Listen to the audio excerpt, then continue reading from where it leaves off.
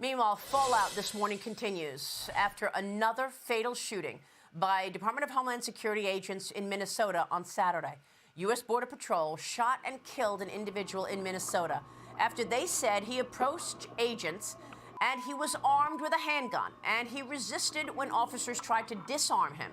The incident, the second fatal shooting in Minnesota after agents shot and killed Rachel Good on January 7th.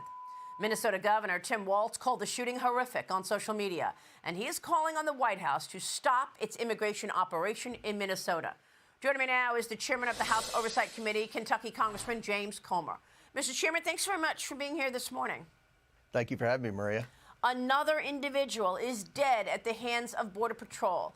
Let's be clear. We do not know if there was any pushback from this individual who was armed.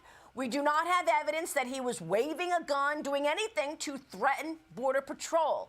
He had his phone, and he was shooting. He was viewing and recording the incident. That's what he was doing, recording the incident. Mm-hmm. What is your reaction? And you are an elected official. What can you do about it? Well, look, I don't think there's any question a majority of Americans want President Trump and ICE to go in and apprehend the criminal illegals. That's what President Trump campaigned on, and he's doing exactly what he said. I look at what happened in Minneapolis versus what happened in Washington, D.C. When President Trump sent the National Guard into Washington, D.C., the Mayor Muriel Bowser, supported that. She worked, her local law enforcement worked with the president, and in a short period of time, they have really been successful in reducing the amount of crime in Washington, D.C. That was a big success. Fast forward to where we are in Minneapolis. We have a governor, an attorney general, and a mayor of Minneapolis who are getting people jacked up, trying to get them, convinced that this is, some type of illegal raid, that all their lives are threatened, and they've got all these white liberals coming in, trying to run over ICE, trying to, spray them and do everything to disrupt.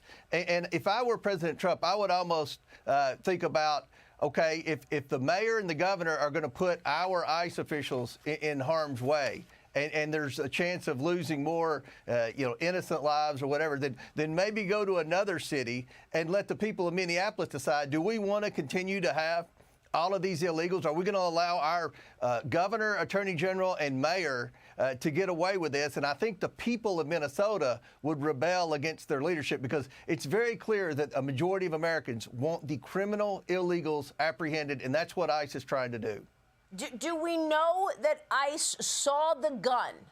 Do we know that it was visible? Or was this a guy with a camera recording the incident, and knowing that he was armed, they learned that later? Do we know that? We don't know. I'm like you and every other American. I've watched that video dozens of times in slow motion. I've tried to determine whether he actually pulled a gun out or not. Yeah, I don't know. I just know that the situation's bad there. On one hand, there are thousands of criminal illegals in Minnesota, because that was a sanctuary city and a sanctuary state. The majority of Minnesotans, in my opinion, want them apprehended and sent back to where they came from. But on the other hand, I think this situation is only going to get worse. And I really think that there are so many cities in the United States that have issues with criminal illegals that I think they would be better received in other cities. And I hope that's something they're talking about doing right now, because, Minneapolis isn't the only city. And if the local officials and the governor and attorney general are going to put federal agents' lives in danger with all the protesters and getting everybody fired up, trying to go there and disrupt ICE, then I think that's a decision they're going to have to make. Well, we played a soundbite earlier from Governor Tim Walz, who told residents to make sure to film ICE agents. And I imagine that this individual had taken that directive and was filming ICE agents. But, Congressman, I want to move on, because last week we saw Jack Smith testify publicly, and he said that President Trump, quote, willfully broke the law. He blasted the DOJ's retribution in the second term. Your reaction to what you heard from Jack Smith, and where does your investigation stand in terms of his Arctic Frost investigation into Trump and his supporters? Well, look, Jack Smith can say whatever he wants, but he failed to prove that there were any crimes committed. And the tactics that we saw he did, he didn't have the authority to subpoena the phones of members of Congress. He violated and abused his power as a special counsel. So, look, I think it's very clear that Jack Smith failed. That Jack Smith was doing this for one reason. That was political purposes. He was put in there by a corrupt Biden administration, by a corrupt Attorney General Merrick Garland for one purpose, and that's to try to harm Donald Trump, to prevent Donald Trump from being elected President of the United States. This was all political, and I think the American people have seen it.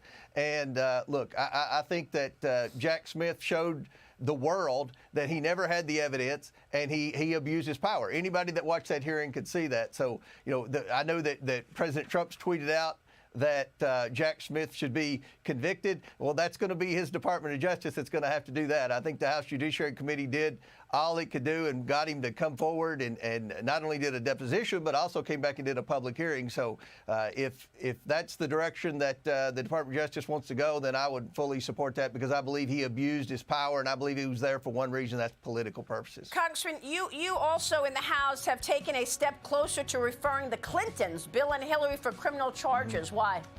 Well, they failed to comply with a lawful subpoena, and a majority of Democrats on the House Oversight Committee agreed with all the Republicans that they are not above the law and they should be held in contempt of Congress. We'll be voting on that for the full House next week, and I expect every Republican and a bunch of Democrats to vote for that. All right, we'll be watching that next week. Congressman, thanks very much for being here. Chairman James Comer. We'll be right back. Stay with us.